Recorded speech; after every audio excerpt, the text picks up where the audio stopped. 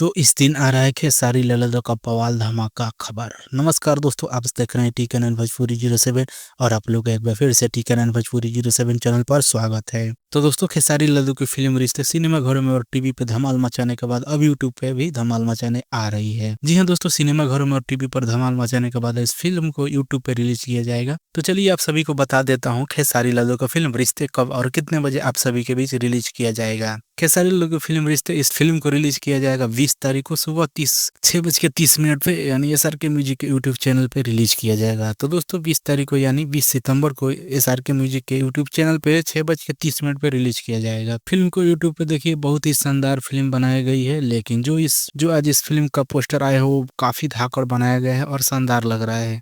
हाँ, तो बहुत दिनों से इंतजार कर रहे थे कि खेसारी लाल यादव की फिल्म रिश्ते यूट्यूब पे कब आएगी। तो फाइनली 20 तारीख को 6:30 पे SRK म्यूजिक के यूट्यूब चैनल पर रिलीज किया जाएगा। खेसारी लाल यादव की एक नई फिल्म भी आ रही है, सिनेमा घरों में रिलीज होने वाली है, जिस फिल्म का नाम है अवैध। इस फिल्म को रिलीज किया जाएगा 26 सितंबर को ऑल ऑफ इंडिया सिनेमा घरों में। और अवैध फिल्म बहुत ही अच्छी फिल्म बनाई गई है और पारंपरिक फिल्म है, जो कि आप लोग जाकर देखिए भाई, सबको पसंद आने वाली है।